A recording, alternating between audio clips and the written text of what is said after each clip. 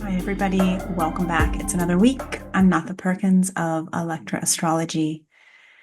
We're going to talk about cycles, and I will tell you, I talk to a lot of you, and a lot of you are in a lot of resistance to cycles. That's what we're talking about today as it relates to the asteroid series. We are in episode 4 of the Ceres series. Starting next week, we are going to move on to the asteroid Pallas Athena.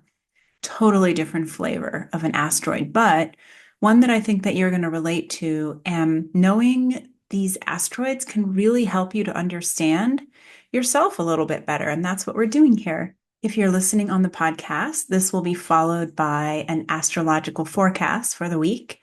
And if you are watching on YouTube, you'll catch the astrological forecast released separately. It's called The Path, and that will be released on Monday. So check that out because we're just in the midst of some crazy astrology. And I don't know if you're feeling it. I'm definitely feeling it. So if you like my style, if you want to work with me privately, I am also starting new mentorships and new apprenticeships coming into 2025. You can find my work at electraastrology.com. And remember that I have a free series guidebook that you can get to go along with all of these series teachings. You can find it on my website, electraastrology.com. It's on the front page as an announcement, and it's also under Astro on Demand. So far in our series, we have talked about Ceres and what she represents just in general. She's a mother archetype. She also relates to the seasons, to the cultivated land, to this idea of loss. We went into a lot of the mothering aspects around what we needed, how our mothers nourished and nurtured us, and how we must learn to do that for ourselves in the ways that really work for what we need. Then we talked all about the myth of Persephone and that deep dive into our own darkness that kind of ends our innocence, but is such a pertinent part of our path into transformation and into wisdom and maturity. And today we are talking about cycles. So like I said earlier, I have a lot of clients who come to me and they just want to know when something is going to end, when it's going to get better, what the lesson is, right? And so we know that these things have to play themselves out.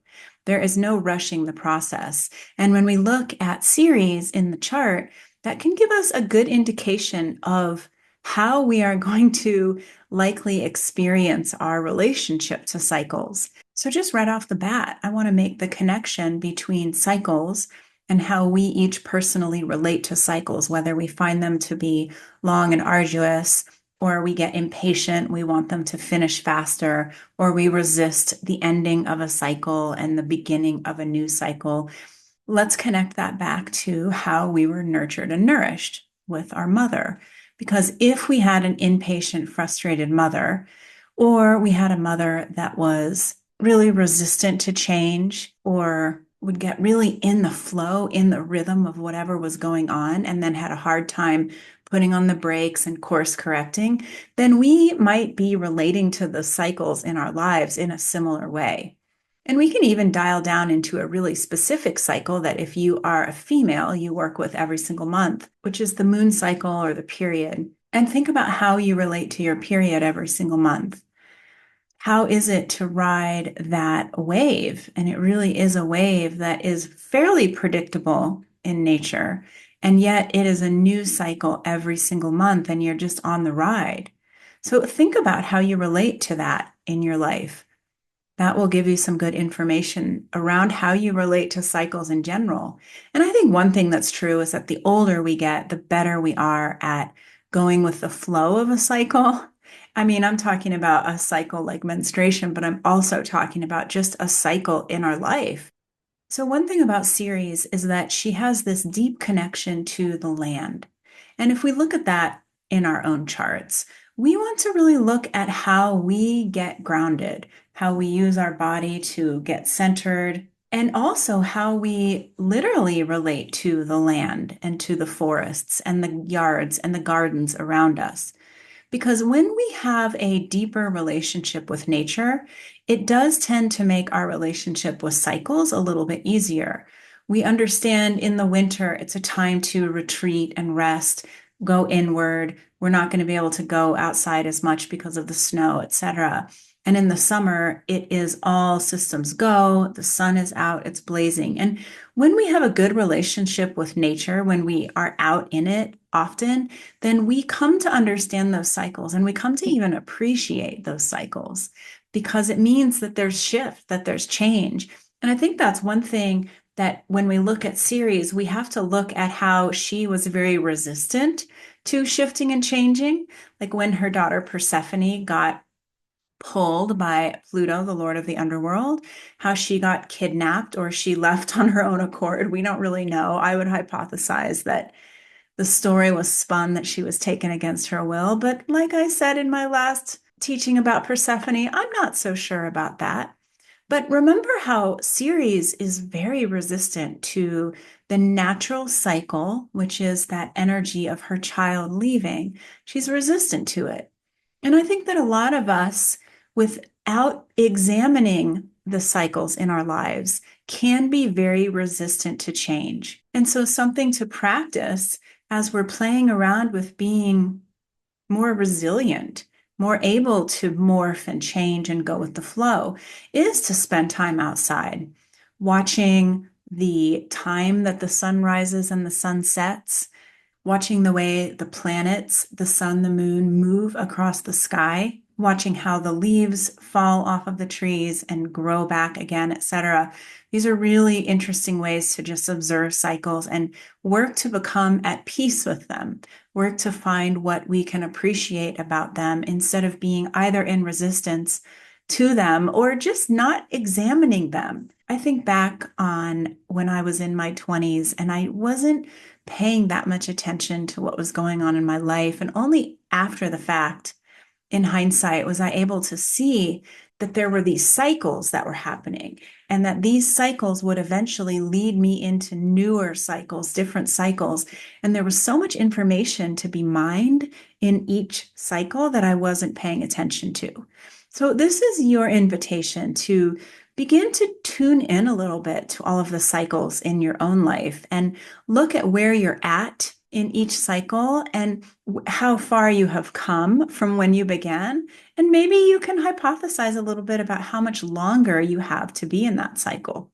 Because as we know, all cycles must come to an end. And when we look at the seasons through Ceres, we know that every season has something that's really beautiful. Even in the dead of the winter, it's a season of rest and regeneration. So that's another thing to consider about your cycles when you're feeling really frustrated and you just want something to end or you just want something to begin. It's like going in and understanding the value of that pause, the value of the time that it takes to get to the end. And as I am recording this, we are at the end of 2024. If you're listening in the future, know that this is evergreen. You can look back to 2024 in the winter and what you were doing. But for all of us sitting here listening to this now, we know that we are in what feels like a pause. And I would even invite it to be a sacred pause where we are between worlds. Pluto has left Capricorn and just entered Aquarius. We are also coming up on the draconic node reset, which is coming in January, which I will talk more about in my forecasts. We are also looking at Neptune changing signs this year, Uranus changing signs, and Saturn changing signs. So these are all cycles that we are poised, ready to begin something new. But before we can begin, we have to let the old cycles close out. And there's a lot to learn as we're waiting for cycles to close. And like I said, observing nature, being with nature can be a really potent way to understand the cycles in your life a little bit differently. And of course, if you're a female, spend some time observing your actual cycles each month. And it's very enlightening, actually. So just take a deep breath as you are sensing into this connection between how you were nurtured and how your mother dealt with the cycles in her own life and the cycles in your life. Was she willing and able to let you go when you were ready to start differentiating from her in all of these different thresholds of your life with her? Did she let you go easily? Did she let you go too easily? Or did she hold on tight? And where are you at in your current life cycles? How is everything feeling? Do you feel that certain things are coming to a close right now? Do you feel that you're mostly in new beginnings? Or do you feel like you're stuck in the doldrums of the middle of the cycle? And remember that when we're talking about Ceres, we're always talking about this idea of nourishment and of nurturing, and knowing that regardless of how we were taught or what we are doing now, where we're at in any given cycle, that coming back to the nourishment of body, mind, and soul is really important. And I am talking about food, but I'm also talking about nourishing yourself on centeredness and groundedness and prayer and meditation. And we have to really be mindful that we aren't intaking a bunch of a junk food, right? Watching too much news, listening to too much fear mongering, getting too caught up in our old stories about what could go wrong and what went wrong and how we were wronged, etc. So pay attention this next week as you're thinking about it to the impact of everything on your nervous system. And maybe gift yourself for the holidays, gift yourself a little commitment that the things that are frazzling your nervous system, whether it's junk food or crappy news or scary thoughts, give yourself the gift of just nipping those in the bud, right? In the same way that you would never let your child eat a bag of gummy worms at midnight and not brush their teeth. This is like, no, no, no, we don't do that. And we can do the same thing with ourselves. And we're learning to nurture and nourish ourselves. And that takes some time and some attention and some observation as we sit back and we scan and we see what is here? What is here in this land that I live in? If I am the goddess of my own cultivated land, and if I'm cultivating this abundant, rich, wealthy, well-nourished, settled land, AKA me, right? We are each our own cultivated land. Like I talked about in Leo season, we are our own kingdom, and we have to work to keep our kingdom beautiful and safe and abundant and delightful. So if you are the goddess of your cultivated land, how are you doing? How are you cultivating? And do you need to make changes? Is there anything that you can do to take sweeter care of yourself so that you're more fortified to take care of this beautiful land that you are a steward of while you are embodied on this planet?